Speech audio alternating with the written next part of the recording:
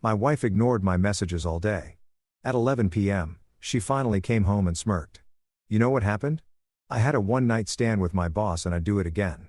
I just nodded and finished my meal in silence.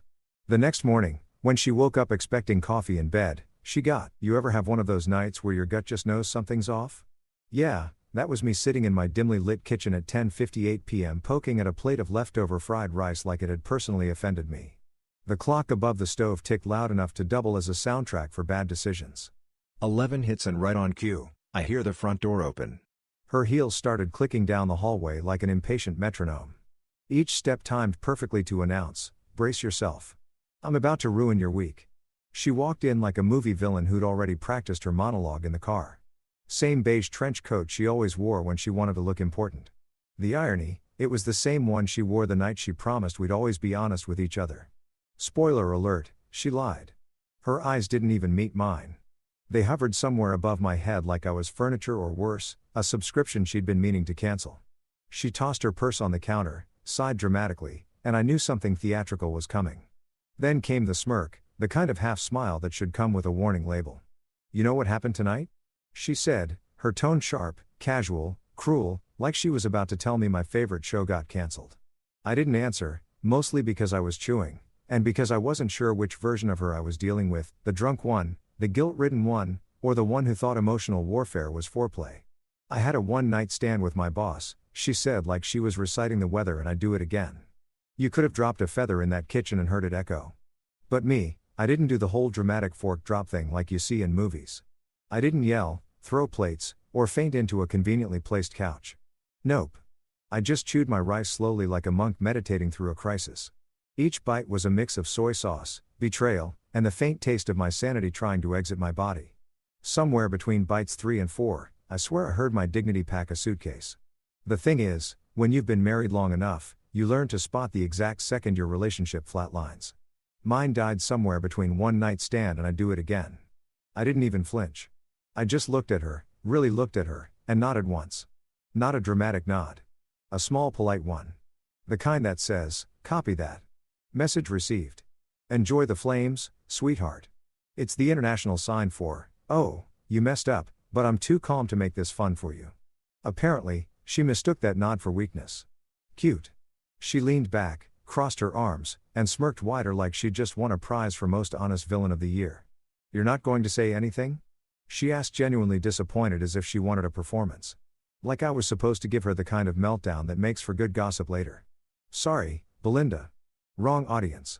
I was done auditioning for roles in your soap opera." I swallowed, took a sip of water, and said, "Congratulations." Just one word. The silence that followed, oh, it was delicious. You could almost hear her brain short-circuiting.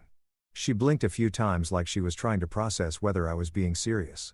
I wasn't smiling, but I wasn't angry either. Just calm, which, trust me, scared her more. Calm men are dangerous. They're the ones who start planning. Her jaw tightened. "You're not going to fight for me?" she said, her voice shaky, confused, maybe even a little scared, like she'd expected fireworks and got a spreadsheet instead. "Fight for what, Belinda?" I asked, my tone even. "You're moving in with your boss and pregnant with his child, not joining a pottery class." That landed like a punch she didn't see coming. Her mouth opened, but no words came out. The silence stretched long enough to make both of us uncomfortable. Then she grabbed her phone, muttered something about needing space, and stomped off toward the bedroom. I didn't follow her, didn't beg, didn't ask questions. Instead, I sat there watching the condensation trail down my water glass like it had all the answers I needed. My brain was running faster than a caffeine-fueled accountant during tax season. I was angry, sure, but under that anger was something sharper. Focus. I looked at the leftover rice, then at the woman disappearing down the hall. And I swear I felt this strange sense of peace, like, yeah, this is it. The plot twist my therapist warned me about. And in that moment, as the door to our bedroom slammed, I mentally opened a brand new Excel sheet in my head and titled it Operation by Belinda. Column A, Assets. Column B, Passwords. Column C, Exit Strategy. I even gave it a color-coded format because if I was going to dismantle a marriage, I wanted it to look organized. I sat back, exhaled, and smiled. A real one this time. Not because I was happy, but because I knew something she didn't. Calm wasn't weakness.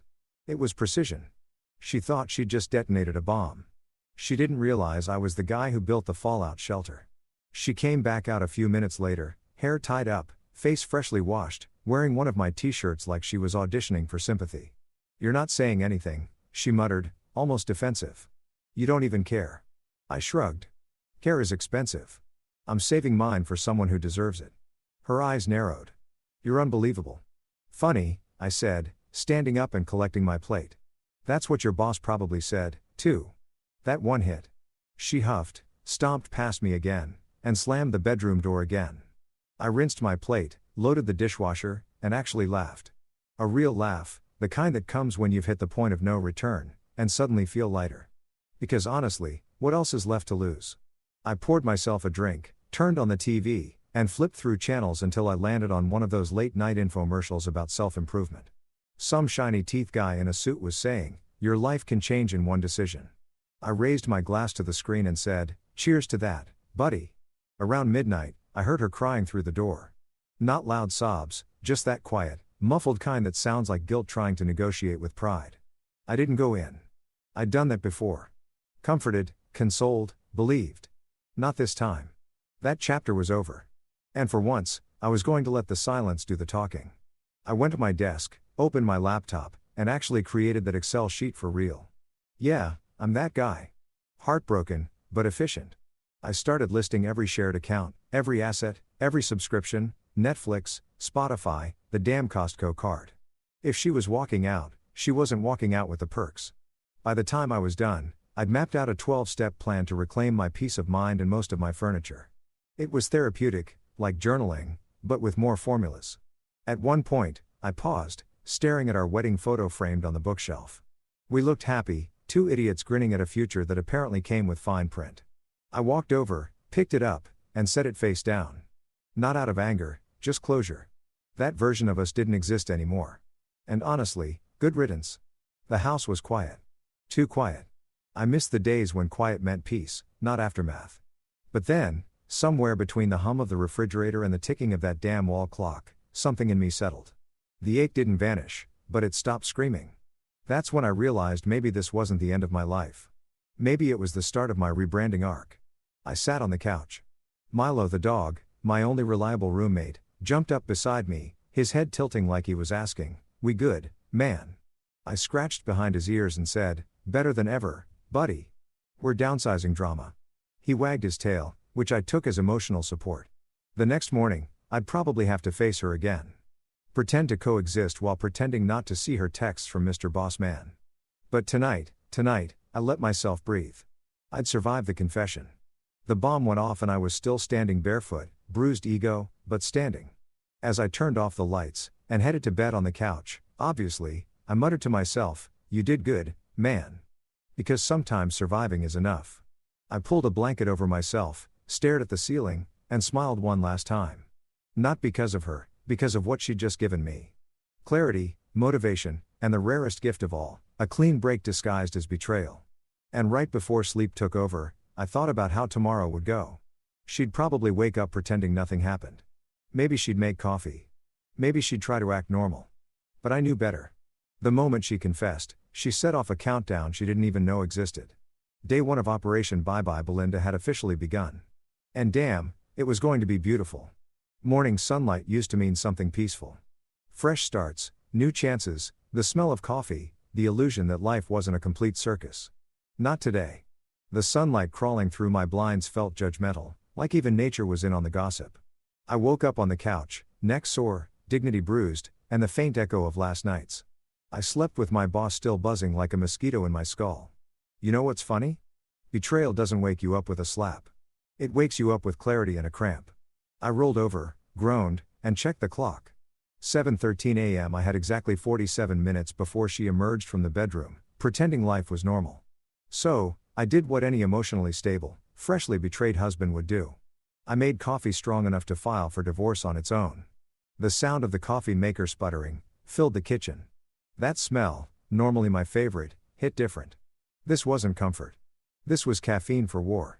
I stood there in my boxers and an old t-shirt that said, "World's okayest husband." The irony stung and then I heard it. Her voice, that familiar, casual tone like she hadn't detonated my evening 12 hours earlier. "Coffee, please," she called out, stretching her syllables like I was her personal barista in this emotional Starbucks we apparently lived in. Usually, I'd bring it to her with foam art, maybe a dumb heart shape on top, because I used to believe in trying. I'd even drop a kiss on her forehead like an idiot who thought loyalty was a team sport. Not today. Today, I stood in the doorway sipping my own cup, smiling like a man who'd just discovered the Wi-Fi password to freedom.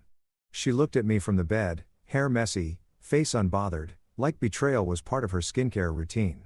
"Coffee?" she asked again, impatient. "Oh," I said, tilting my head. "You mean the one-night stand special? Comes black, bitter, and served cold." The way her eyes blinked once, twice, confusion blooming like a bad rash was pure art. She actually had the nerve to look offended. "What's that supposed to mean?" I took another slow sip because timing matters in these things. "I think you know, Belinda, unless amnesia was part of the pillow talk," she frowned, sitting up, clutching the blanket like it could hide her shame. "You're still mad about last night?" I raised an eyebrow. "Still, you confessed to cheating, bragged you'd do it again, and went to bed like you just finished reading a bedtime story." "So, yeah, still might be understating it," she huffed, brushing her hair back. "I was drunk, right?" I said, nodding. "Because tequila makes you honest, not creative. You didn't invent that story. You just lost the ability to filter it." For a second, she looked guilty. Then, like clockwork came the deflection. "You've been distant lately, always working. You made me feel neglected." Ah, there it was. The classic villain monologue. "You made me cheat." I almost clapped. "I'm sorry," I said, voice dripping with sarcasm. "I didn't realize loyalty was something you canceled when the Wi-Fi got slow." She glared, but I didn't stop. "You felt neglected, so your solution was to play Twister with your boss. Genius. What's next? Rob a bank because you felt underpaid?" She rolled her eyes. "You're being childish." "Childish?" I laughed. "No, childish is eating cookies before dinner. I'm being factual." I walked over to the counter, poured her a cup of coffee, black, no sugar, and carried it back, setting it down with a smile so polite it should have been illegal. "Here," I said, "your morning dose of consequences." She stared at the cup like it might bite her. "What's your problem, Belinda?" I said, leaning on the door frame. "My problem is I used to think we were a team. Turns out I was playing basketball while you were interviewing for the other side's cheer squad." Her lip trembled for half a second. Then she recovered, grabbed the cup, and took a sip just to prove a point. I swear the bitterness hit her soul. She set it down fast. "You're being dramatic." "No," I said, "I'm being honest. You should try it. I hear it's trending this season." For a long moment, we just stared at each other. The kind of silence that doesn't need words because the air is already screaming. She tried to hold my gaze, but guilt's heavy. Eventually, she looked away. "I made a mistake," she whispered. I tilted my head. "Just one, because that's not how you described it last night." That one landed. Her shoulders tensed and she started fiddling with the blanket again. "Can we not do this first thing in the morning?" "Oh, sorry," I said. Mock apologetic. "I didn't realize betrayal had office hours," she scowled. "You're an ass." "Thank you," I said, sipping again. "Took years of marriage to earn that title." She swung her legs out of bed, clearly done with my entire existence. "I don't have time for this," she muttered, heading toward the bathroom. "Of course not," I said. "You've got to get to work. Wouldn't want to keep your boss waiting." Her hand froze on the door handle. "Bingo." She turned around, fire in her eyes. "You're not funny." "Oh, I disagree," I said, grinning. "I'm hilarious. You just lost your sense of humor around the same time you lost your moral compass." She disappeared into the bathroom, slamming the door. The sound echoed through the house, but it didn't shake me. I felt good. Not healed, not happy, but powerful, like a man who'd stopped drowning, and realized he could stand up in the water the whole time. I went to the kitchen, opened the fridge, and laughed when I saw her meal-prepped lunches neatly stacked on the top shelf. All those color-coded containers for a woman who couldn't organize her conscience.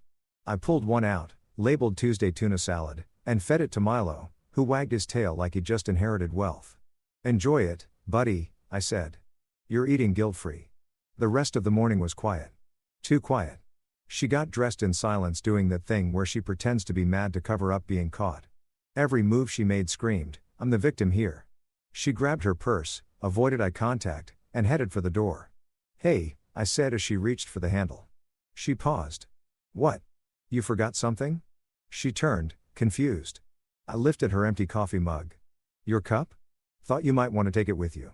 Symbolic since it's as empty as your apologies. Her mouth fell open. No words, no defense. Just one sharp exhale through her nose before she stormed out, slamming the door behind her. And just like that, I was alone. For the first time, the silence didn't hurt. It hummed. The air felt lighter. My kitchen wasn't a crime scene anymore. It was the headquarters for Operation Bye Bye Belinda. I cleaned the mug she didn't drink from, wiped the counter, and caught my reflection in the window. I looked tired, sure, but there was something else there, too. Focus. The kind that comes when a storm clears and you can finally see the wreckage you're going to rebuild from. I picked up my phone, opened a note, and started typing. Phase 1, mental detachment complete. Phase 2, information gathering in progress. Phase 3, legal execution pending. Yeah, it was dramatic, but so was she, and I was done being the supporting character in her show. I spent the rest of the morning doing little acts of quiet rebellion. Cancelled her streaming subscriptions. Changed the Netflix password from Belinda Baby to Try Again Liar 123. Unlin her Amazon account. Even changed the smart home voice to male and renamed it Karma. So now whenever she'd say Alexa, the voice would respond, I think you mean consequences. It was petty. Beautifully petty. Around 10 a.m. Tara called. Hey man, how's married life? He asked clueless. Defunct, I said. What? Yeah. I sighed, stirring my now cold coffee. Turns out my wife's extracurriculars include networking. Horizontally. There was a long pause. Then Tar whistled. Damn, bro. You good? I chuckled. Define good. I'm emotionally homeless but financially awake. That's dark, he said. You want me to come by? Nah, I said. I've got this. I'm starting my new side hustle, revenge, but make it subtle. He laughed. Only you would turn betrayal into a project plan. Of course, I said heartbreak's just rebranding with more paperwork. After we hung up, I leaned back in my chair, feeling something weirdly close to excitement. My marriage might have imploded, but my sense of humor thriving. By noon, she texted, we need to talk tonight. I stared at the message for a full minute before replying. Sorry, busy making coffee for someone faithful. Petty, absolutely satisfying, beyond measure. I set my phone down, poured another cup for myself, and raised it in a toast to the quiet. Here's to mornings without pretending. I said aloud. Milo barked like he agreed. And for the first time in months, my coffee didn't taste bitter. It tasted like freedom. If you told me a month ago that my post-breakup coping mechanism would involve Excel, I would have laughed in your face. But there I was, a day after Belinda's morning performance of Coffee, Please, sitting in my home office in pajamas, drinking cold brew out of a whiskey glass, creating what might be the most emotionally satisfying spreadsheet ever conceived. While she was at work, or whatever she was calling her extracurricular activities these days, I began my new favorite hobby, data collection. Forget yoga, meditation, or journaling. Revenge organization therapy. That was my jam. I opened my laptop, cracked my knuckles, and titled a new document. Operation Bye Bye Belinda, Assets, Accounts, and Annihilation. Column A, Accounts. Column B, Passwords. Column C, Transfer Status. Column D, Emotional Damage Level. I wasn't crying, I was auditing. C, Belinda always said I had control issues. What she didn't realize was that control is just responsibility with better branding. So, while she was out building her career, practicing workplace betrayal, I was building my firewall. My first stop, joint bank accounts.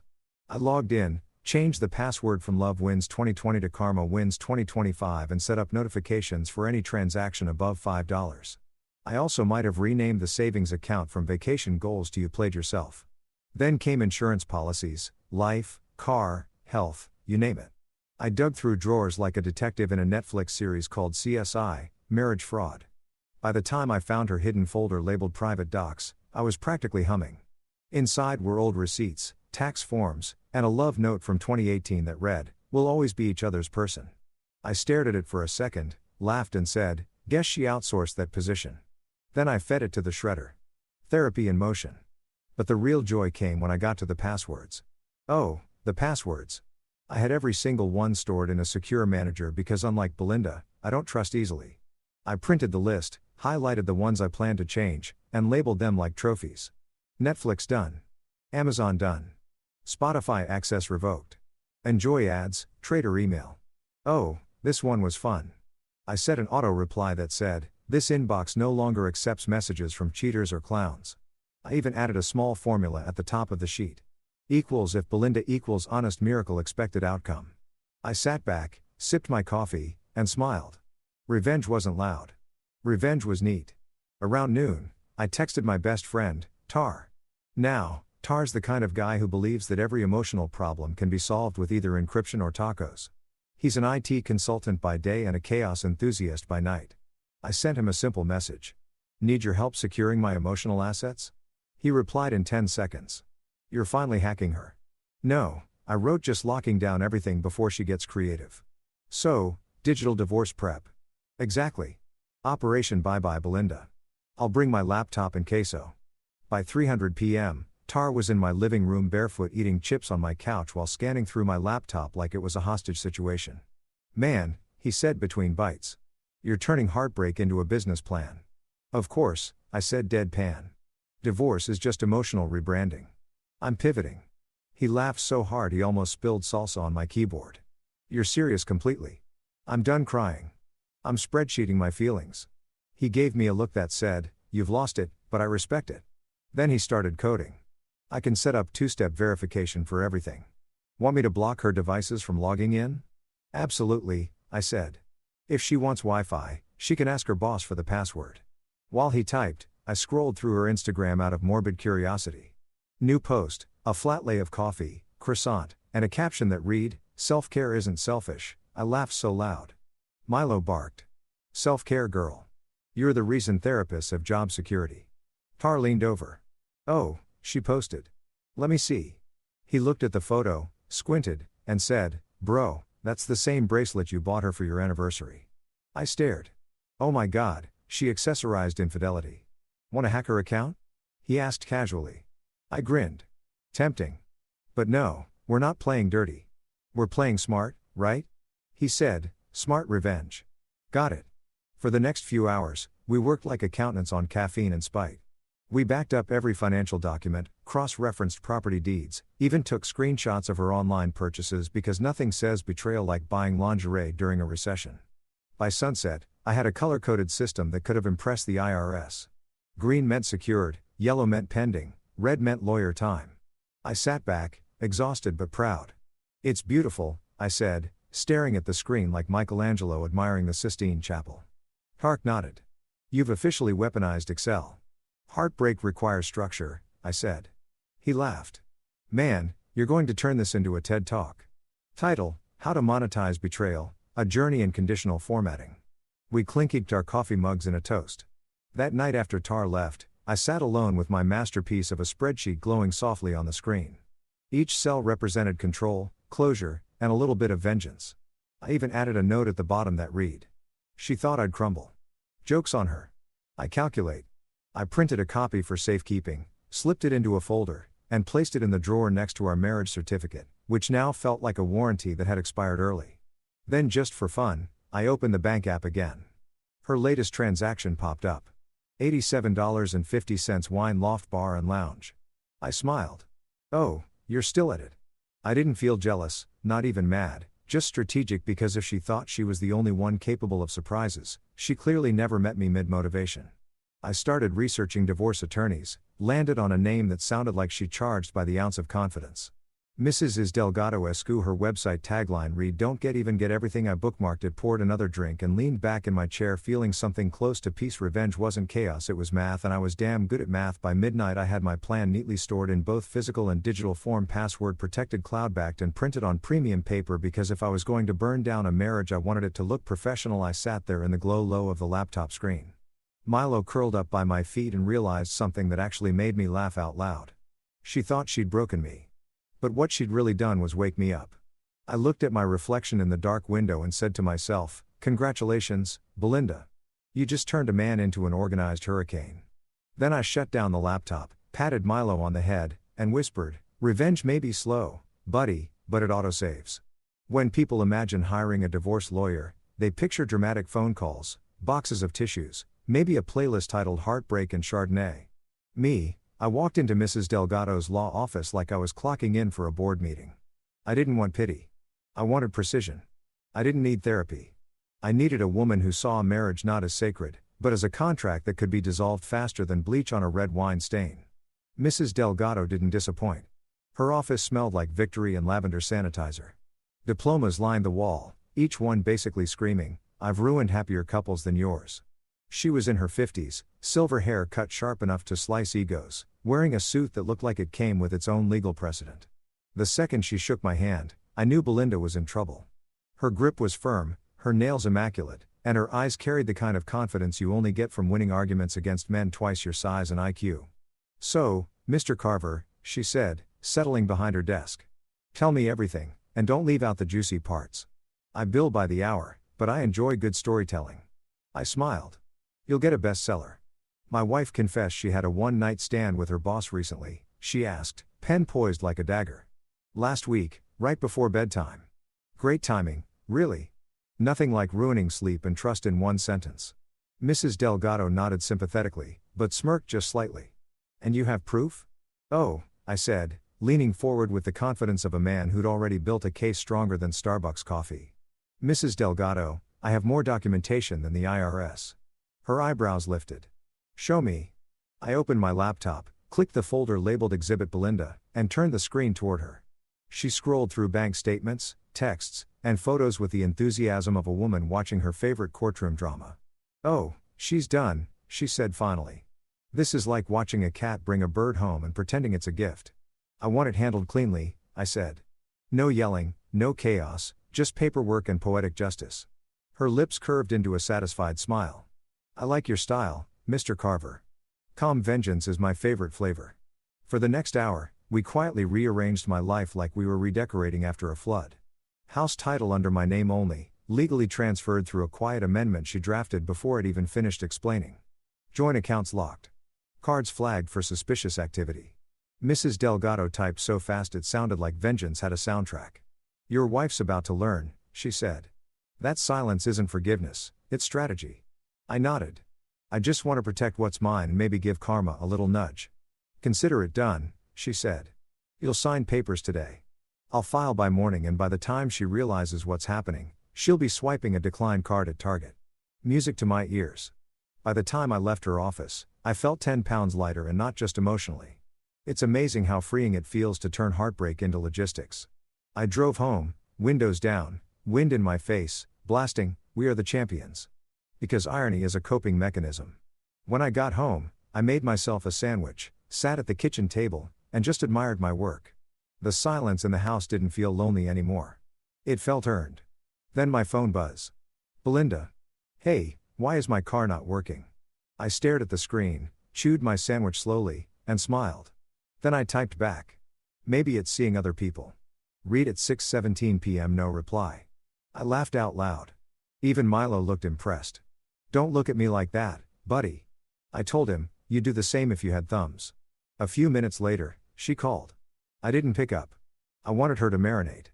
10 minutes after that, another text. "Belinda, I'm trying to buy groceries." "What's going on?" "Me? Maybe karma's cutting carbs." I tossed my phone aside and poured myself a drink. God, it felt good. Not cruel, just balanced. The universe had been tipping in her favor for too long, and I was just redistributing resources. Around 8, Tara called. "You sound happy," he said suspiciously. "I met Delgado," I said. "The lawyer?" "Yeah, she's like if Judge Judy and Wonder Woman had a love child," he laughed. "That good?" "She reorganized my financial life in an hour. I feel spiritually audited." He whistled. "So, what's next now?" I said, leaning back. "Now I wait. Delgado's filing the paperwork, locking down the rest of the accounts, and I'm sitting here watching justice slow cook." He chuckled. "Damn, you really went full spreadsheet on this." "Of course," I said. "If she can multitask between lies, I can multitask between revenge and meal prep." He laughed harder. "You're sick, man. I prefer methodical." We hung up after a few jokes about Belinda's inevitable meltdown. I poured another drink and flipped on the TV, but I couldn't focus. My phone buzzed again, this time with a voicemail notification. Curiosity 1. I hit play. Her voice small and tight. "Oliver, please call me." My card got declined at the pharmacy. I needed to pick up something important. I smirked. Hope it was humility. I didn't call back. I didn't even feel bad. This was the woman who'd looked me in the eye and confessed her affair like she was reading a grocery list. She'd earned this little inconvenience. The next morning, I met with Mrs. Delgado again to sign final documents. She had a file thicker than a Bible, neatly tabbed and labeled. All you need to do, she said, sliding it across, is sign here, here, and here. And congratulations, Mr. Carver. You're about to become independently unbothered. I signed each page with the satisfaction of a man autographing his own comeback story. When I was done, she said, now, one last thing. Do you want to freeze her access to the joint car lease? I grinned. Absolutely. Let's see how her boss likes playing chauffeur, she chuckled, tapping a few keys. Done. Anything else? I thought about it, then asked, can we flag her credit for a review? Mrs. Delgado's grin widened. We can absolutely do that. God, I love this woman. As I was leaving, she said, you're handling this remarkably well. Organization is cheaper than therapy, I said, that earned me a laugh. Driving home, I passed Belinda's office. Big glass building full of people pretending to love spreadsheets and pretending not to gossip. For a second, I thought about walking in, giving her boss a polite nod, and saying, thanks for the free motivation. But I had bigger plans. This wasn't about confrontation anymore. This was chess, not checkers. I stopped at a coffee shop instead, got my usual black, and sat by the window. I started sketching out my next move. If Mrs. Delgado was the attorney of destruction, I needed her counterpart, the accountant of ascension. Someone to help me rebuild smarter, richer, and legally bulletproof. Enter Marcus Chun, CPA and part-time miracle worker. Tar referred me, said the guy makes the IRS blush. I called him that afternoon. Marcus Chun, he answered, voice smooth, calm, like a financial therapist. Hi, I said. I'm looking for help untangling some joint finances divorce. You're good. He chuckled. I'm better than good. I'm efficient. Send me everything. I emailed him the spreadsheet from Operation Bye Bye Belinda. He called back in 10 minutes. Sir, he said, odd. This isn't immaculate. You categorized emotional damage levels. I shrugged, though he couldn't see it. Helps with perspective. He laughed. I'll handle the financial transfers. You handle not texting your ex? Deal, I said. 2 professionals, one in law, one in numbers, were now handling my cleanup.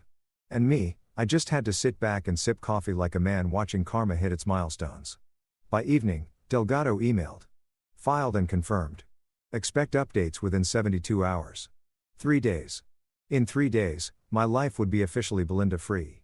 That night, as I sat on the porch watching the sunset, I realized I hadn't checked her social media all day. That was progress. I didn't need to see her filtered healing journey. I was living mine unfiltered and tax deductible. At 9:42 p.m., another text came through. Belinda, I don't know what's happening, but this is cruel. I looked at the message for a long second, then typed. It's not cruelty, Belinda. It's closure spelled correctly for once. Send. I turned off my phone, leaned back in my chair, and let the quiet settle. Mrs. Delgado was right. Silence isn't forgiveness. It's strategy, and damn, was mine working beautifully. A week later, Belinda claimed she had a late meeting. Cute. That phrase had become the national anthem of cheating spouses everywhere. Late meeting translates to, I'm about to betray you. In high definition. She said it with her usual fake casual tone, wearing that tight black dress that used to be reserved for anniversaries, not accounting discussions. She spritzed perfume like she was prepping for battle, then leaned in and kissed me on the cheek. I caught a whiff of betrayal disguised as Chanel. Don't wait up, she said. I won't, I replied, smiling just enough to make her wonder if I knew something. Because I did. See, I'm not the jealous type. I'm the data collection type. When your wife cheats with her boss, emotions are pointless. Excel sheets and strategy. That's where the power is. So, when she left, I finished my sandwich, poured another cup of coffee, and activated Phase 4 of Operation Bye Bye Belinda, the stakeout. I wasn't doing it out of obsession. I was doing it for closure and maybe evidence. Because when you're dealing with someone who lies professionally, screenshots are the only language they understand. Now, a man in my position doesn't just follow his cheating wife in his own car. No, that's amateur hour. I rented a gray sedan from Hertz, the kind of car that screams divorced accountant with nothing left to lose. I even wore a baseball cap and hoodie. I looked like the human version of background noise. As I sat in that rental, parked a block from her office, I realized how absurd it all was. Me, a grown man, watching my wife's workplace like I was in some off-brand spy movie. But then, at exactly 6:42 p.m., the office door opened, and there she was, my soon-to-be ex walking out with her boss, the man himself, Mr. Forehead Shine 30,000. Let me describe this dude. Picture a middle-aged man with a hairline retreating faster than his morals, wearing a suit that cost too much to cover so little integrity. His laugh was loud, fake, and probably flammable. They were talking too close. You know, the kind of close that makes you want to liao your soul. Yeah, that they crossed the street, his hand, accidentally brushing her back like she was a malfunctioning printer. He was trying to reset. I clenched my jaw, not out of rage, but out of second-hand embarrassment. Watching them flirt was like watching two raccoons fight over a shiny trash can. They got into his car, a silver Lexus that screamed midlife crisis, and drove off. I followed at a respectable distance because, again, I'm not reckless, I'm strategic. They headed downtown, right into the heart of temptation, the Ember Lounge, a bar so pretentious it served artisanal ice. I parked 2 blocks away, walked in like I belonged there, and found a spot in the corner booth. I ordered a drink. I didn't even want something with an umbrella and too much sugar because blending in requires sacrifice. And there they were sitting at the bar like 2 rom-com extras who hadn't read the part where everything goes wrong. She laughed loudly. The kind of laugh she hadn't used around me in months. That hurt for about 3 seconds before I realized something. She was performing overcompensating. Guild has a laugh track and hers was on full volume. I took out my phone, opened the camera app, and started recording photos, videos, timestamps. Each one labeled in my notes like Netflix episodes. Episode 1, Corporate Affairs. Episode 2, The Bonus, She Didn't Earn. Episode 3, HR's Worst Nightmare. I zoomed in just as he leaned closer, his hand brushing her thigh. I swear I could hear the distant sound of karma warming up its engines. At one point, she whispered something into his ear, and he laughed so hard he almost spilled his drink. I didn't know what she said, but it was probably something poetic like, "My husband still thinks meetings end after 5. My drink arrived. I raised a glass in a mock toast to myself. "Here's to loyalty," I muttered, taking a sip. It tasted like lies and lime. I watched them for an hour. 1 hour of hand-holding, whispering, and touching that made me want to Clorox my memory. Around 9:15, they finally stood up. She adjusted her dress. He adjusted his ego, and they headed out. I paid the bill, left a generous tip because I'm petty, not cheap, and followed them at a safe distance. They didn't go back to the office. They didn't even pretend to. Instead, they went straight to the parking garage next door where I caught them kissing under a flickering light. It looked less like romance and more like an HR complaint waiting to happen. I recorded everything. Every kiss, every touch, every bad decision illuminated by that one stubborn fluorescent bulb. And as I filmed, I didn't feel heartbreak. I felt documentation. When they finally drove off in separate cars, I sat in the rental, staring at my phone screen. It was all there, proof that could silence any courtroom dramatics. I exhaled, leaned back, and said to myself, "You just turned pain into evidence. Congratulations. You're officially your own private investigator." Back home, I called Tar. He picked up on the second ring, already chewing something. "You alive?" "Oh, I'm better than alive," I said. "I'm productive." He laughed. "That sounds dangerous. What did you do?" "I have footage," I said. "Video, timestamps, everything. It's like Discovery Channel for idiots in love." "No way. You followed her." "Of course," I said.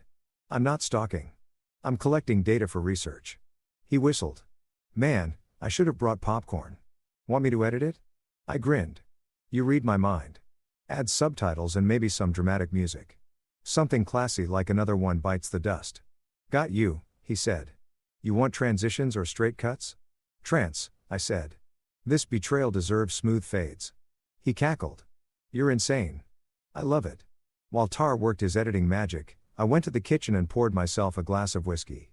Not out of sadness, out of celebration. It's not every day you catch betrayal in 4K. The next morning, I woke up to a notification. Video file, Corporate Affairs, Final Cut.mpp4. Tar had delivered. I hit play. The opening sequence was cinematic, soft jazz, black and white filter, and a title card that said, "Based on poor decisions and cheaper wine." Then came the footage. Belinda and her boss laughing, touching the kiss. Dick even added dramatic slow motion at the perfect moments. It was art, petty art. Halfway through, I was laughing so hard I had to pause it. Milo looked at me confused like, "You okay, man?" "Oh, I'm fantastic," I told him. Netflix could never. By noon, I'd saved the video in 3 different folders, 2 drives, and 1 encrypted cloud. You don't collect gold and leave it unguarded. That afternoon, I went to see Mrs. Delgado again. She took one look at my smug face and said, "You found something better than something?" I said, handing her a flash drive. "I found cinema." She plugged it in, pressed play, and within 30 seconds, she was laughing. Actual laughter, the kind that echoes with disbelief and joy. "Oh, this is beautiful," she said. "Do I hear jazz? Classy, right?" "Very. The judge will love it." I grinned. "So, what's next now?" She said, "We add this to the file. Judges love evidence with timestamps. It screams competence." As she spoke, I realized something. I wasn't sad anymore. I wasn't angry. I was free. Watching her fall apart from a distance wasn't cruelty. It was closure in high definition. When I got home that evening, my phone buzzed again. "Belinda, can we talk tonight?" I stared at it, smirked, and replied, "Sorry, got a late meeting." No response, just silence, the sweet kind. I sat back on the couch, raised my drink, and toasted to the calm because for the first time in weeks, I wasn't reacting. I was orchestrating.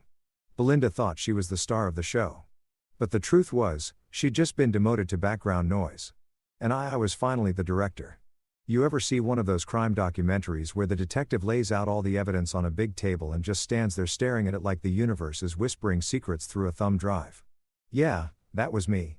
Except I wasn't solving a murder. I was documenting a slow-motion emotional homicide committed by my wife, Belinda. That night after I got home from Mrs. Delgado's office, I decided it was time for my own little crime scene exhibit. I poured myself a glass of whiskey, grabbed a stack of printed screenshots, receipts, and a highlighter, and got to work.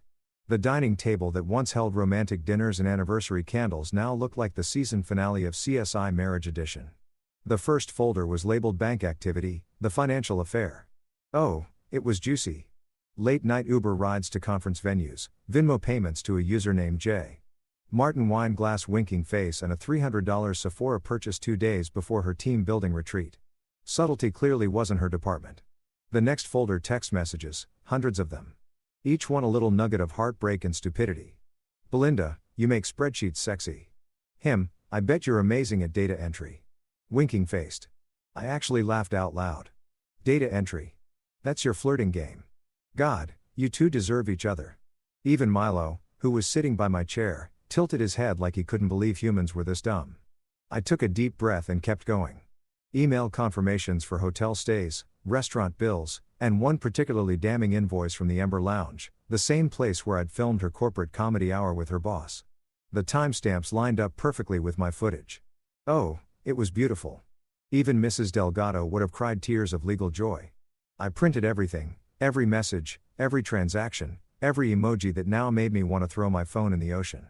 Then I laid them all out on the table piece by piece.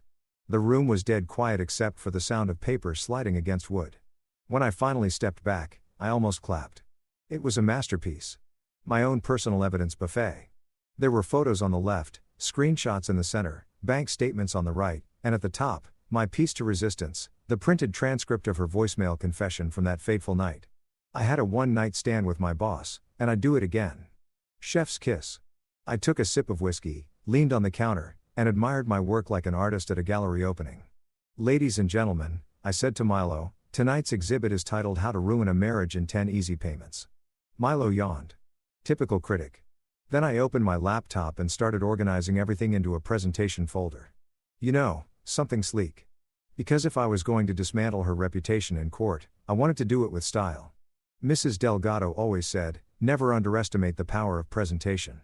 I created tabs, timeline of deception, financial misconduct, moral bankruptcy, and my personal favorite, texts that aged like milk. By midnight, I had a binder so thick it could double as a doorstop. I labeled it in big, bold letters. Exhibit Belinda, season finale. Every page told a story. Every screenshot whispered, "You really thought you could get away with this?" And the best part, I didn't need to say a word. The evidence screamed louder than I ever could. Even Milo seemed to feel the gravity of it all.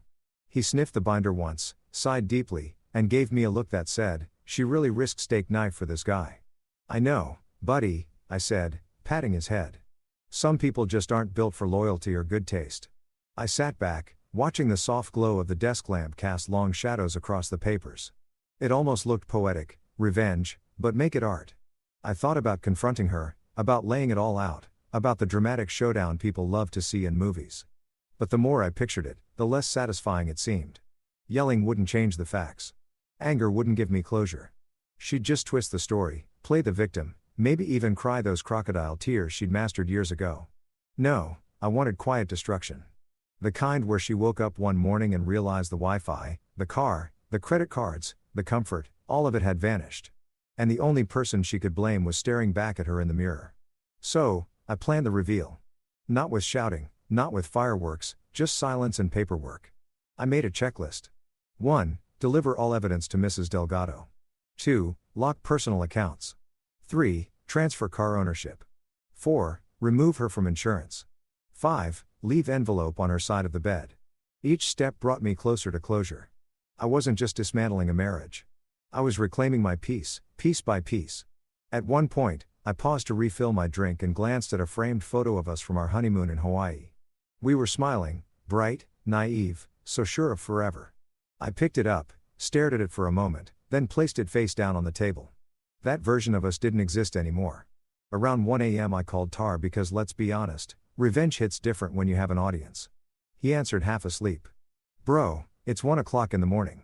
Did you catch her again?" "Better," I said. "I built a case." He yawned. "You mean like emotionally or legally?" "Both," I said proudly. "I have photos, receipts, text logs. My dining room looks like the FBI's work-from-home setup." That woke him up. "You serious?" "Dead serious. I've even got categories. My favorite one's called When Adultery Meets Accounting." He started laughing. "Man, you're not just moving on. You're writing a damn dissertation." "Exactly." I said, "This isn't heartbreak, it's research." "Send me pics," he said between laughs. "I want to see this crime scene of yours." I snapped a photo of the table, the neat rows of evidence glowing under the warm light, and sent it. A minute later, he texted back. "Bro, this belongs in a museum." "I know," I replied. "But the Museum of Karma doesn't open till Monday." We laughed until my stomach hurt. When I finally hung up, I felt lighter. Maybe that was the whiskey talking. Or maybe it was the power of finally being done. I stood there for a while staring at the binder, the papers, the proof. This wasn't about revenge anymore. This was about clarity, about seeing the truth without the fog of love and denial. For months, I'd been living in her version of reality, a place where lies were misunderstandings and guilt was stress. But not anymore. Now I had facts. Facts that didn't need permission to exist. Before heading to bed, I tucked the binder neatly into a briefcase and placed it by the door, ready for my morning meeting with Mrs. Delgado. The house was dark and still. The only sound was Milo's gentle snoring. I took one last look at the table, now empty again, and whispered, "That's it. Story collected. Exhibit complete." I turned off the light, heading upstairs. On the way, I passed the closed bedroom door. She was in there, sleeping peacefully, unaware that her world was about to implode. Part of me wanted to feel pity, but mostly I felt satisfaction. When I climbed into bed on the couch, my new preferred sleeping spot, I smiled. Tomorrow, she'd wake up to the sound of consequences knocking, and I'd be sitting there, coffee in hand, ready to watch the show. Morning arrived like a knockoff apology, bright, loud, and way too soon. I'd barely slept. Half because my couch has the personality of a cinder block, and half because I couldn't stop imagining the look on Belinda's face when she realized Karma was a morning person. I got up early, showered, shaved, and brewed a pot of coffee strong enough to dissolve regret. It was D-Day, Deliverance Day. Everything was in place. The binder labeled Exhibit Belinda Season Finale. The sealed envelope sitting prettily on the kitchen counter, and my breakfast plan. If revenge had a smell, it'd be maple syrup and poetic justice. I plated pancakes, 3 of them, perfectly circular, golden, heart-shaped, because symbolism is important. I even drizzled a little extra syrup in the shape of a question mark. Presentation matters when you're serving karma. At 7:42 a.m., I heard the bedroom door creak open. She emerged wearing one of my t-shirts again, acting like domestic bliss hadn't filed for bankruptcy. Her hair was messy, her eyes half closed. She mumbled, stretching. Something smells good. Oh, yeah, I said, flipping a pancake. Something does, she smiled, the same soft, manipulative smile that once could have convinced me the world was fine. Coffee on the table, I said. And something else, too. She patted toward the table, still half asleep, humming. She saw the plate of pancakes and the envelope beside it. And for a brief, glorious second, she probably thought I was being sweet. That maybe after everything she'd won, that maybe I'd forgiven her.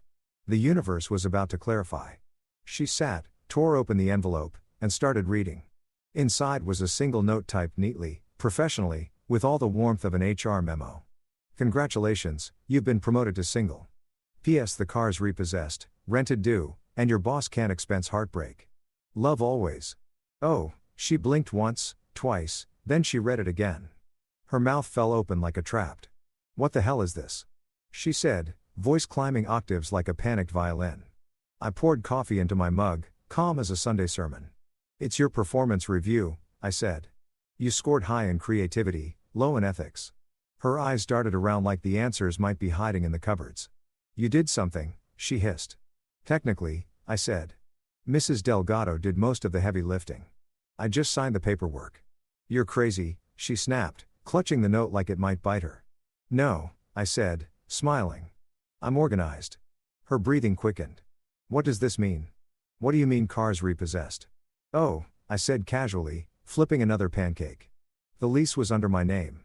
You'll have to Uber to your next late meeting. Her jaw clenched. You can't do that. Already did, I said, taking a bite of pancake. Turns out I'm remarkably efficient when I'm betrayed before breakfast. She stood up so fast the chair screeched across the tile. This is insane, Oliver. Is it? I asked, setting down my fork. Because when you confessed your affair, you sounded pretty confident about your decision-making skills. I'm just matching your energy. She threw the note on the table. You're punishing me.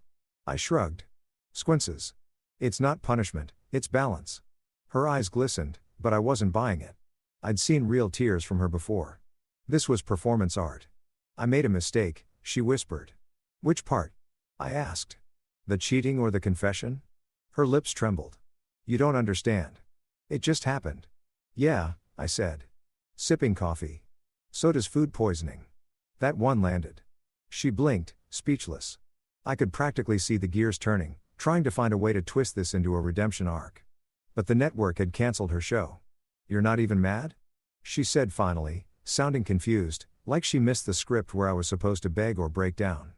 Mad? I laughed. No, that implies I still care enough to raise my voice. I'm done. Finished. Out of emotional budget. She stared at me, shaking her head.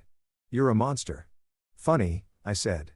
Coming from the woman who made out with her boss in a parking garage. Her nostrils flared. You followed me. Sure did, I said. You were hard to miss considering the fluorescent lighting and your boss's hairline acting as a spotlight. She gasped. You recorded us? I shrugged. Think of it as home security footage, just not for this home. Her hands balled into fists. You can't use that legally. I can't and I will. Morally, you forfeited that conversation at the Ember Lounge. She sat back down, clutching her head. I can't believe this. I know, I said. Self-awareness has never been your strong suit. The room went quiet except for the sound of Milo patting in, tail wagging like he could sense the drama. He sniffed the air, then sat beside me. Good boy, I said, scratching his ear. You want a pancake? Belinda glared. You're feeding the dog pancakes while we're having a serious conversation. Technically, I'm having breakfast, I said. You're having consequences. Her face went red. I'll fight this. I'll get a lawyer. Oh, please do, I said cheerfully. Mrs. Delgado loves a challenge. She's already color-coded your downfall. She stormed toward the counter, grabbed her phone, and started furiously typing, probably texting Mr. Hairline and Heartache for sympathy. I walked over, leaned against the doorway, and said, by the way, your phone bill's due tomorrow. That's on you now, too. She froze. You cut me off completely, I said. Financial independence builds character. She spun around. Eyes wild. I have nowhere to go. Sure you do, I said. You've got a boss who seems very accommodating. The silence that followed was delicious. You could have buttered it and served it with brunch. She threw her phone onto the couch and screamed, you humiliated me. I smiled. Not yet. I've been very discreet, but keep yelling.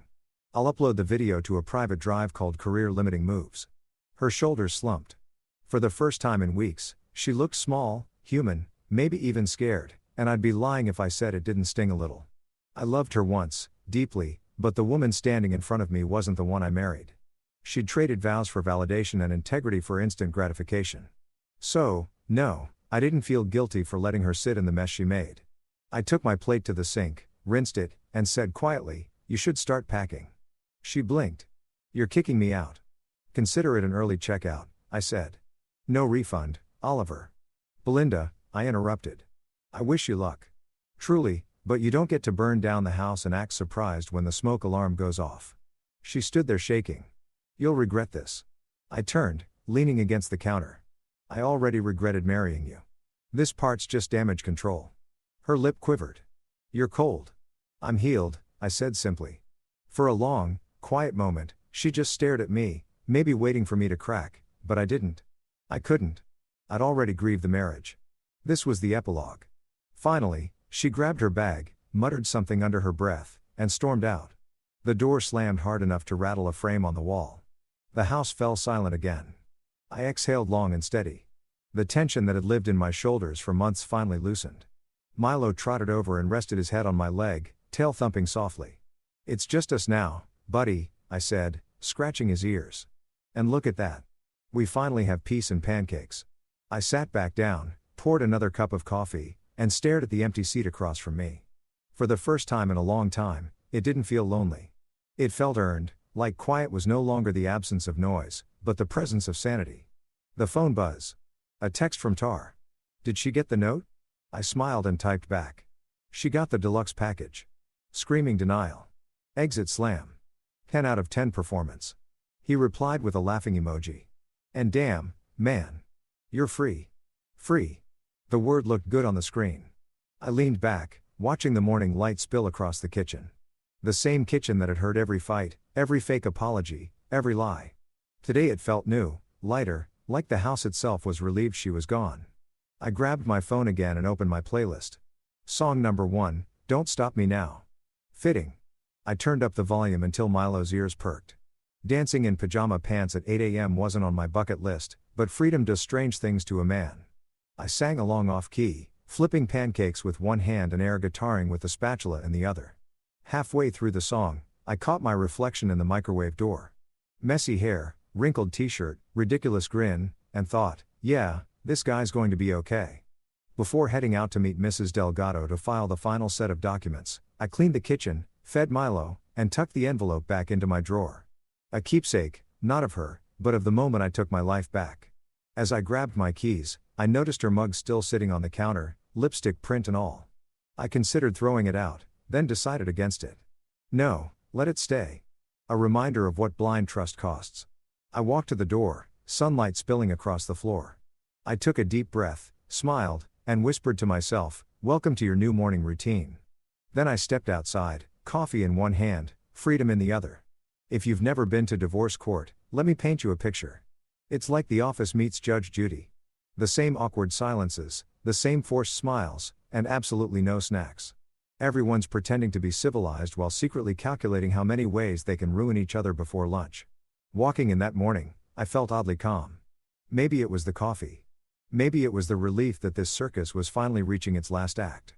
Belinda, meanwhile, looked like she'd spent the night wrestling her conscience and lost. She was sitting 2 rows ahead, pretending to scroll through her phone like she wasn't fighting the urge to hurl it at me. Her lawyer sat beside her. Some guy named Derek with slick back hair and an ego so shiny it could have been used as a mirror. Mrs. Delgado, my legal gladiator, gave me a nod. Ready? She whispered. Born ready, I said. Let's turn heartbreak into case law. The bailiff called the session to order. The judge entered. A silver-haired woman with glasses perched halfway down her nose and a face that said she'd seen it all. If this woman's life were a movie, it would be called 50 Shades of Divorce. Case number 4823, Carver versus Carver, the clerk announced. The judge glanced over her glasses at both of us. Let's make this quick. I skipped breakfast. Mrs. Delgado smiled faintly. Your Honor, we'll be as efficient as possible. Belinda's lawyer cleared his throat, instantly trying to charm. Your Honor, My client is simply seeking a fair division of marital assets. She contributed greatly to the household, and the judge raised a hand. Save the speech. I'll see the paperwork. Mrs. Delgado slid our neatly labeled folder across the bench. I swear the sound it made, paper gliding over wood, was the sweetest music I'd ever heard. Your Honor, she said, this is Exhibit Belinda season finale. Includes proof of infidelity, financial mismanagement, and enough text messages to crash a phone. The judge adjusted her glasses and flipped open the binder. Belinda shifted in her seat. Her lawyer tried to keep his poker face, but I could tell by the twitch in his jaw he hadn't been briefed on all the evidence. Page 1, screenshots of texts between Belinda and her boss. Page 2, hotel receipts. Page 3, the video. Yes, the one T edited with jazz music and tasteful fade-outs. When the video started playing on the courtroom monitor, you could have heard a pin drop. There they were. Belinda and Mr. Hairline in glorious 1080p. Mrs. Delgado had even added subtitles for clarity. Belinda, you make spreadsheets sexy. Boss, only for you, baby. The courtroom collectively exhaled a scandalized oof. Even the judge's eyebrows lifted, and I swear one juror in the back whispered, "Yikes." Belinda's lawyer jumped up. Your Honor, this is highly inappropriate. The judge waved him off. Oh, hush. It's evidence and oddly cinematic. Mrs. Delgado smiled sweetly. My IT consultant added the transitions, Your Honor. Very professional, the judge said dryly. Continue. The footage ended with Belinda's boss wiping lipstick off his chin. When the screen went dark, the silence was thicker than courtroom coffee. The judge leaned forward. Mrs. Carver, is this you texting? You make spreadsheets sexy. Belinda froze. Her lawyer opened his mouth, but she beat him to it. I can explain.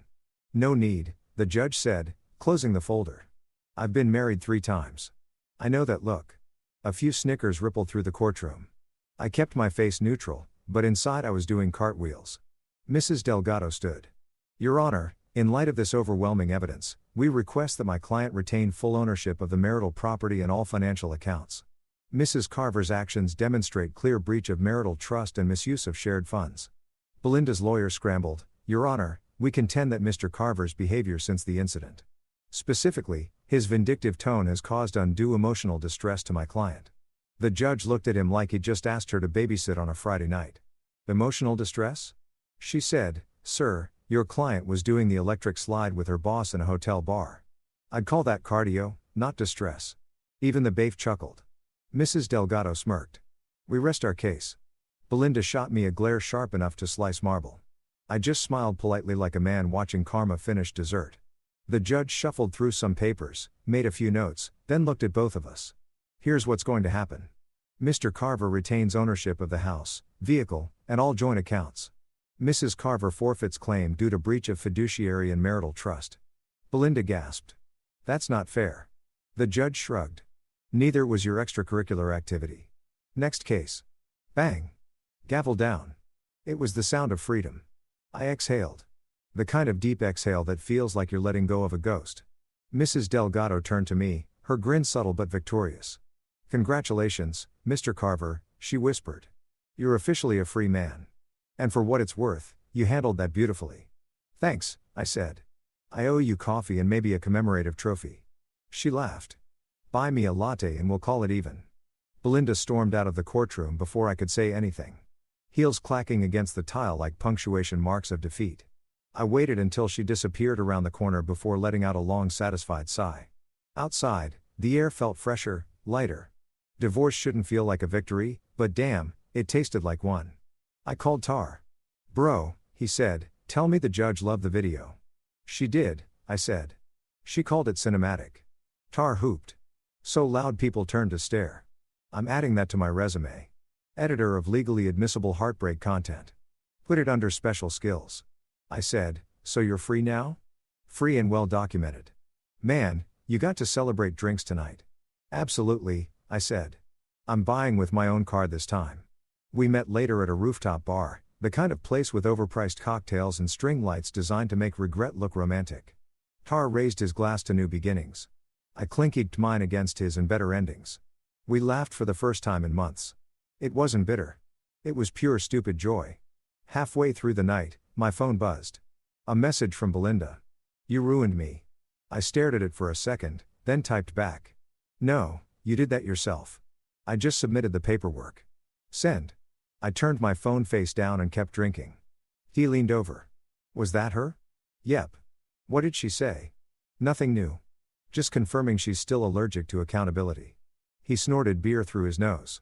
You're savage. I'm honest. I said there's a difference. Later that night, I walked home alone. City lights bouncing off the pavement. The kind of quiet hum that only exists when something heavy finally lifts off your shoulders.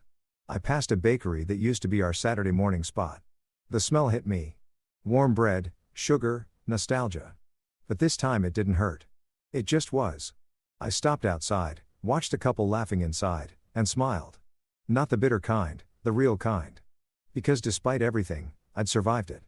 Back home, I changed into sweats, grabbed Milo's leash, and took him for a late night walk. He sniffed every bush like it owed him money, tail wagging like life was simple. Maybe he was onto something. Buddy, I said, we did it. Court's over. Freedom reinstated. He barked once approvingly. When we got back, I poured myself one last drink, sat on the couch, and turned on some background jazz, the same kind T had used in the video. Fitting soundtrack for the credits. I stared at the ceiling, replaying the moment the judge said the words, "Mr. Carver retains ownership." That phrase was going to live rentrée in my head forever, unlike Belinda. I raised my glass in a mock toast to the empty room. Here's to honesty, loyalty, and knowing when to lawyer up. Milo jumped on the couch beside me, resting his head on my leg. I ruffled his fur. We're going to be fine, kid. Turns out justice has good taste. Before turning in for the night, I texted Mrs. Delgado one last time. Thank you for everything. You made the process painless. She replied within minutes.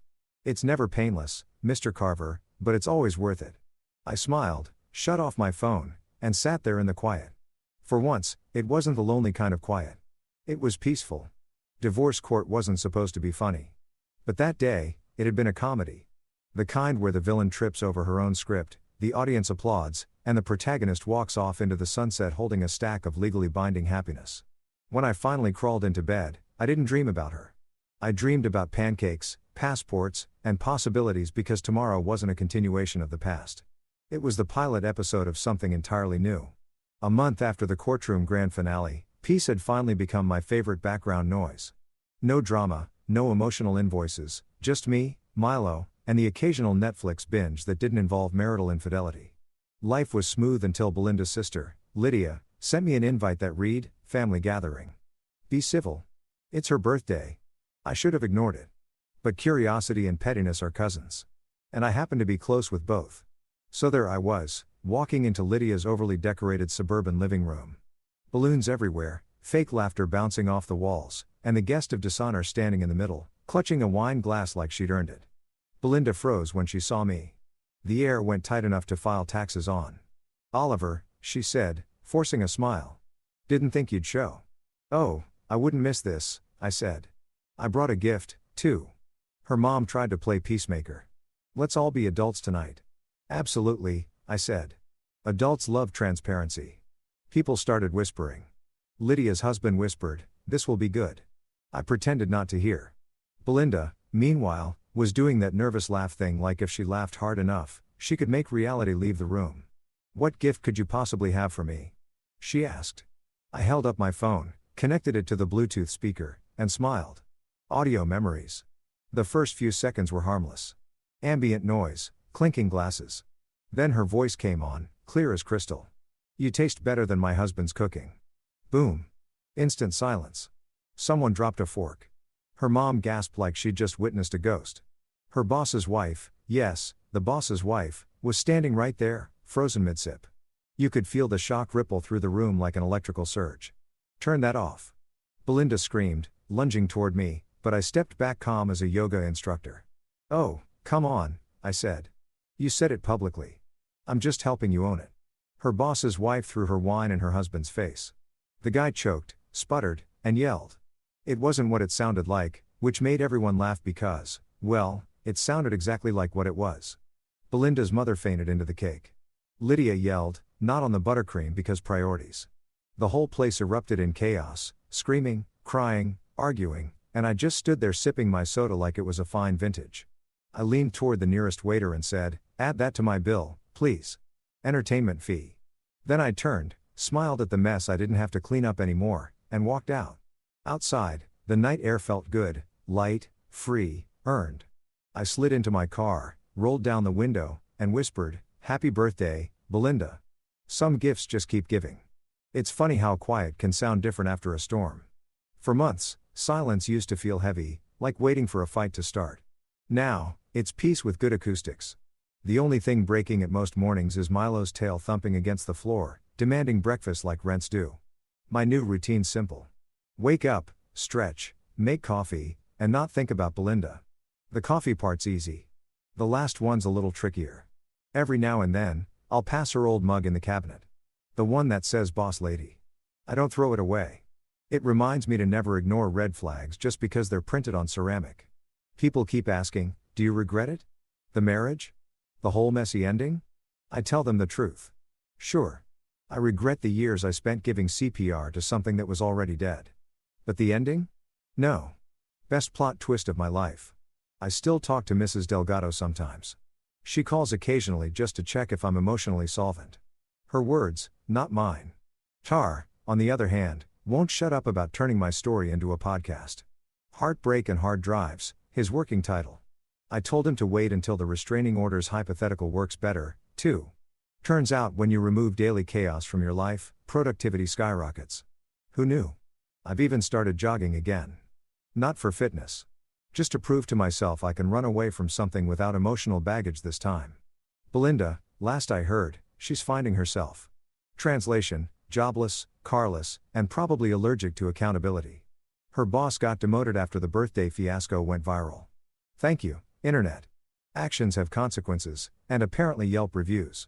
The best part of my mornings now is the small stuff. My pancakes don't burn. My Wi-Fi connects instantly. My peace of mind has a password only I know. Sometimes I'll look at Milo and say, "Buddy, you're the only one I'd share my passwords with." And he just blinks like, "Damn right." There's something liberating about rebuilding your life without needing permission. I used to think revenge was the reward, but it isn't. Pieces. Revenge just makes the story entertaining. Peace gives it a happy ending. Every weekend I sit on the porch with a cup of coffee and a sense of humor sharp enough to cut through nostalgia. Sometimes I even laugh, remembering her line, "I do it again." And yeah, I believe her, but I'd do it again, too. The part where I walked away because now the only thing I wake up next to is my own damn sanity and it doesn't lie, cheat, or need Wi-Fi to feel loved.